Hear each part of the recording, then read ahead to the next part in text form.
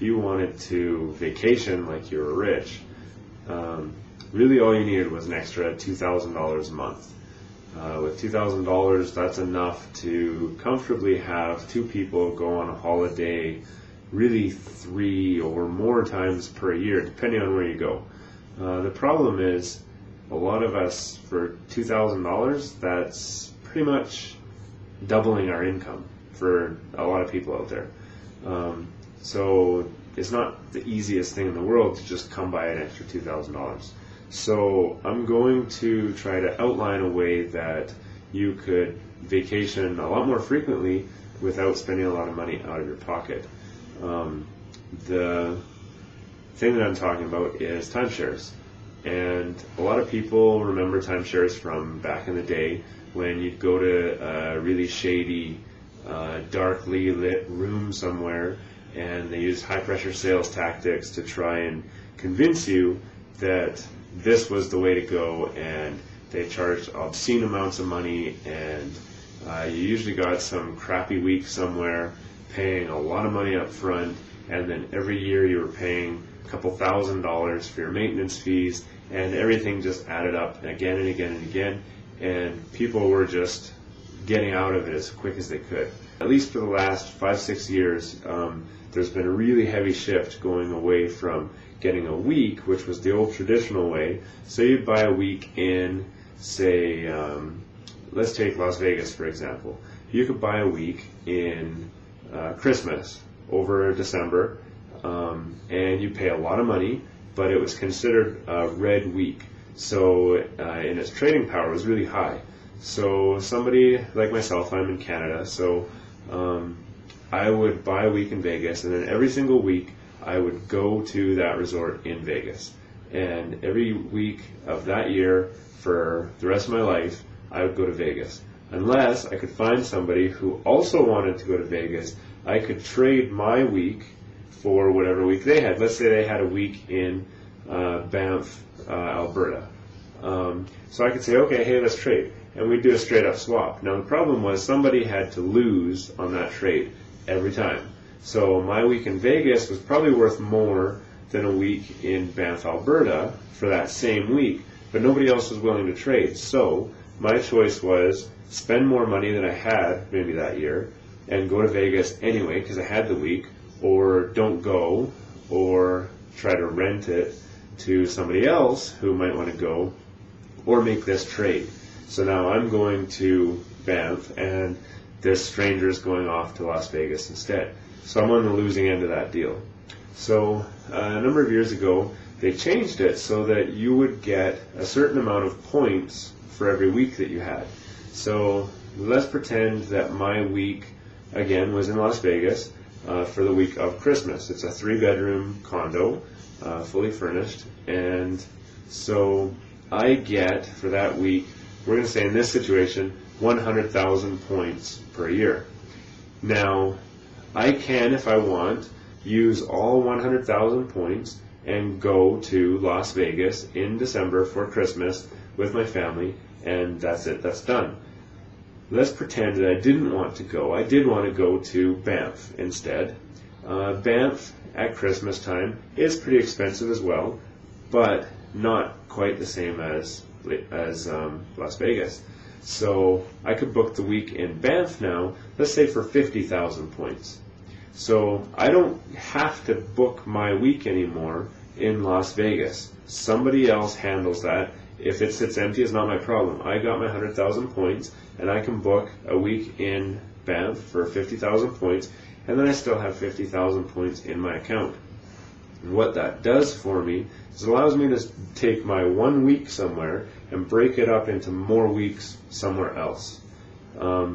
So it works, kind of think of it like a bank account. If you have a job and maybe you have another thing you're doing on the side and you're making a little extra money there, and your spouse has a job as well, and all of that money goes into one bank account. And let's say at your job you're making 60, 70,000 a year, and the little thing you're doing on the side you're making another 20, 30,000 a year. So you put both those into one bank account. So that account, you're going to have 70, 80, maybe $90,000 going into that bank account. But does it matter if the money came from your job? or from your thing on the side, or from your spouse's job. It doesn't really matter as long as it's all in the account. And that's the way that timeshare points work as well. So you could have 3 different timeshares that you picked up for pretty cheap, and one's over in Florida, and one's in Las Vegas, and one's in Banff, Alberta. And each of them give you a certain amount of points, and those points go into an account, and you spend that money or those points to go vacation wherever it is that you decide to go to. There's a few things that you want to look out for when you're buying your timeshare. I'm going to go over those right now. The first thing is the upfront cost. Timeshares used to be pretty expensive. You know, you can get up into $60,000, $70,000 for the upfront cost for a timeshare. You can get down lower, and as you're closer to walking out the door, they're going to be offering you cheaper and cheaper prices.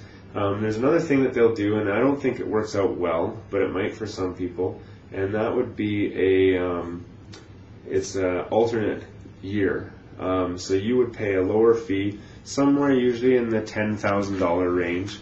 And what they would say is you're going to get 20,000 points every other year, or 10,000 points a year, which can be beneficial, but in my experience, that hasn't been the case.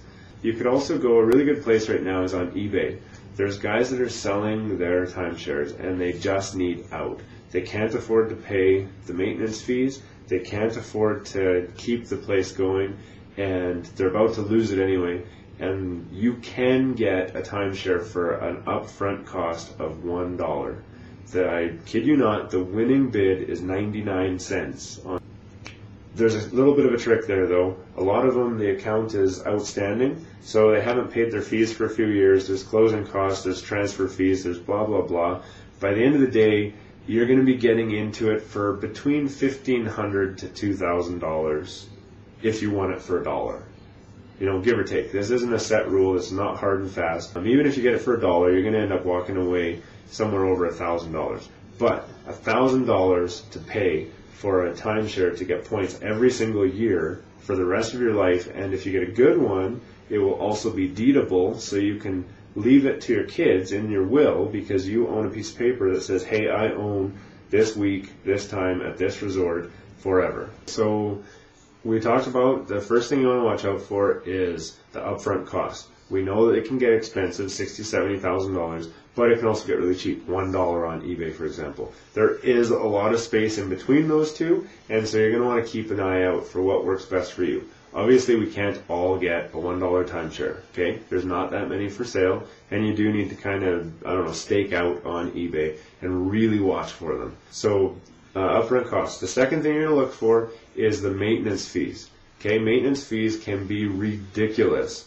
The cheapest I've found for maintenance fees is around $300 per year. That's a good maintenance fee price. If the maintenance fees are more, it doesn't mean that it's bad. It just means you got to watch how many points you get for what the maintenance fees cost. We're going to negate the upfront fees because the upfront cost, a one-time fee, bang, you pay it, it's done. Maybe you throw it on your credit card and then you pay it off. Maybe you've got the cash lying around. Maybe you did your taxes, you got a little money extra back this year, and you just want to go and do something like that. So the upfront cost, I really don't consider that in the grand scheme of things. But the maintenance fees, you're going to pay those every year. So you need to find some way to justify that. So I'm going to talk about my first one that I bought.